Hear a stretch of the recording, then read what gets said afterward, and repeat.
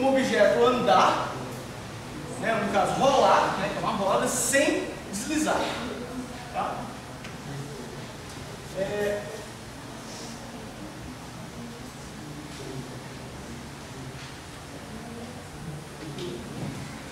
A melhor maneira de fazer isso é decompor o movimento nos dois tipos. Primeira coisa, pense no seguinte: eu tenho uma roda, tá? Que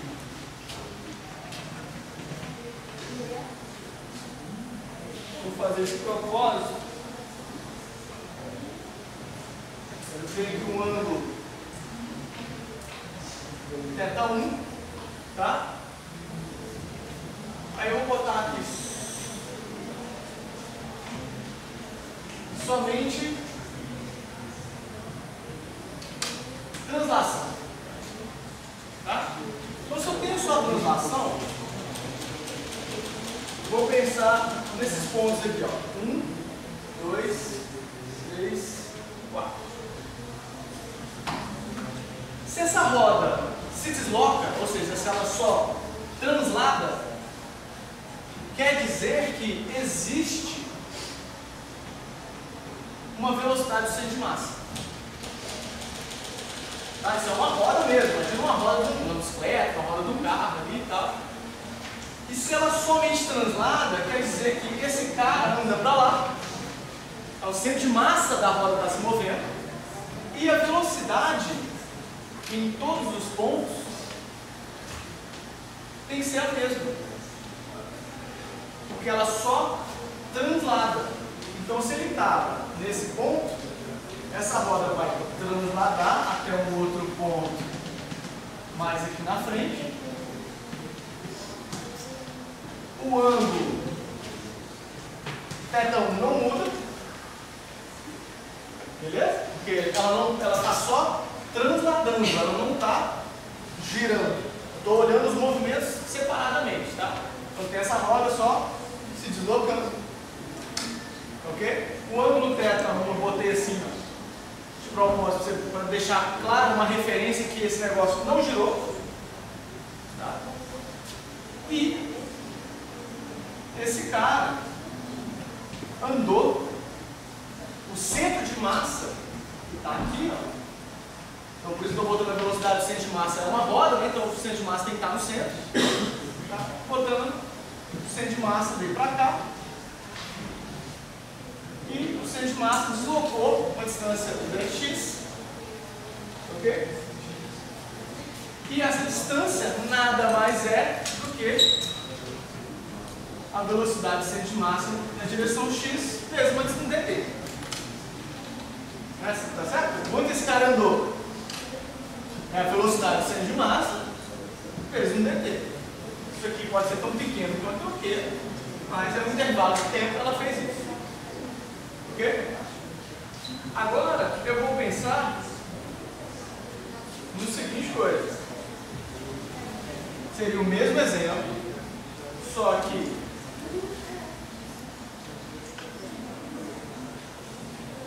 somente rotação.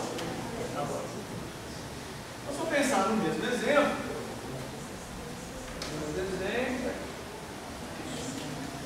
essa roda agora, o centro de massa continua aqui, só que agora essa roda gira com uma velocidade angular ômega. O ômega está girando assim. É isso. O ômega está entrando no quadro. Inicialmente, eu tinha o mesmo ângulo θ1, que está aqui, né? Deixa eu fazer mais ou menos parecido. Ângulo θ1. Aí você pega, vou marcar os mesmos pontos. Para onde que aponta as velocidades agora? Somente para a rotação. Estou olhando só a rotação. Então, se é só a rotação, a velocidade desse ponto, ela aponta para lá. Porque V é ômega, R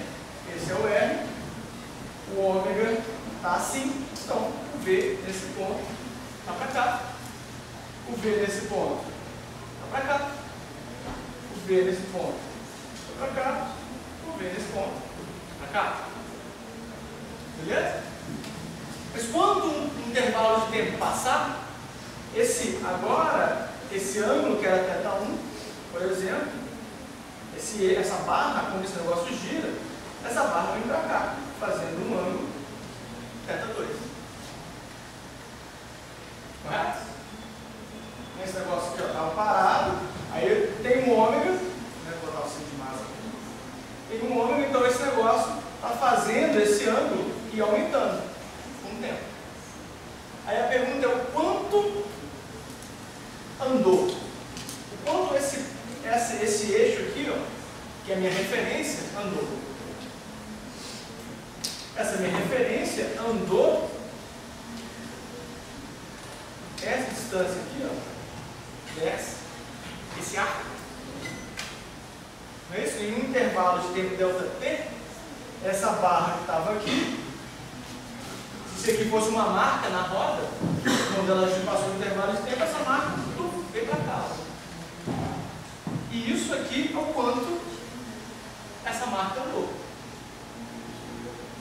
Correto? O que é o ds? Quanto que vale o ds? ds é o arco da circunferência, que é quanto? R, que é o raio, Δθ.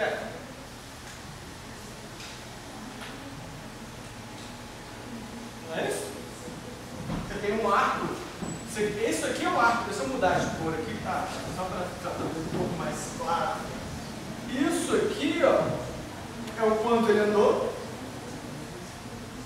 E, então, tá aqui, ó, o ds, que é o arco da circunferência, é o R, Δθ, onde Δθ é a diferença dos ângulos. S, dθ, é isso aqui. Isso, ds, R, dθ. Beleza? Mas olha, bem, deixa eu voltar. Então, o que é o ômega mesmo? É como que a velocidade angular é como que o ângulo muda no tempo. Então, isso é dθ dt? Então olha aqui, ó. Se eu jogar o dt para o lado de lá, o que é ds? R, que acaba lá, ômega, dt. Ok? Beleza. Eu estou querendo fazer uma análise do quê? Do rolamento sem deslizamento. Então agora que vem o grande pulo do carro. Porque olha só, se uma roda está travada, ela só desliza. Tá certo? Se um carro está travado e a roda é acelerada com um torque, ela só gira e não sai do lugar. Eu quero, na verdade, que ele ande, mas que ele não deslize. Tá certo? Porque, vamos pensar do ponto de vista de um carro, se isso acontece, você acaba com o pneu só aqui, num ponto. Desliza. Se isso aqui acontece, você queima o pneu como um todo. É um carro parado e o cara acelerando, queimando o pneu. Na verdade, eu não quero que nem ele deslize, nem que ele queime o pneu. Eu quero que ele ande sem deslizar. Para isso acontecer, o dx tem que ser igual a ds. Porque o quanto ele rolar tem que ser o mesmo que ele vai andar.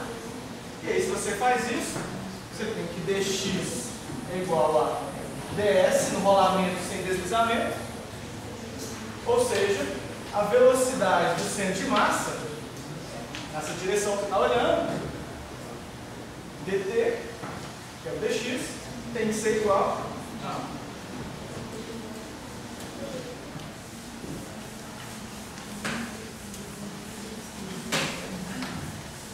fazendo esse primeiro aqui.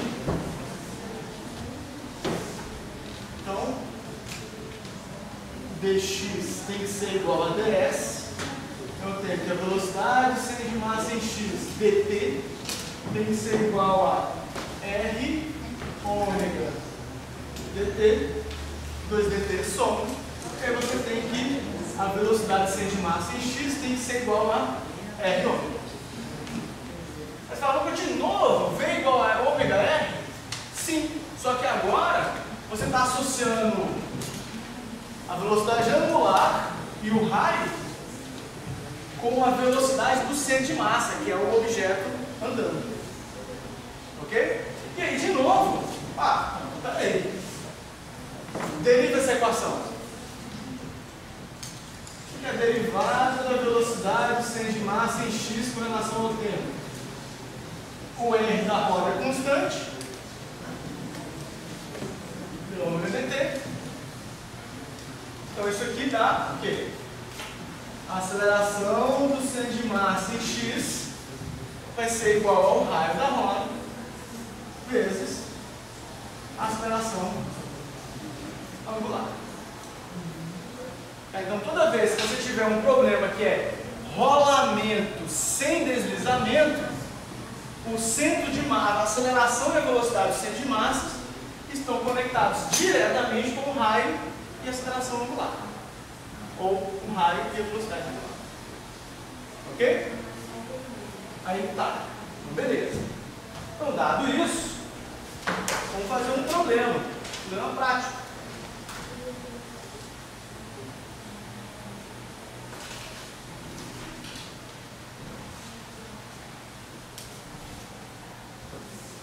Agora é que tem a parte legal.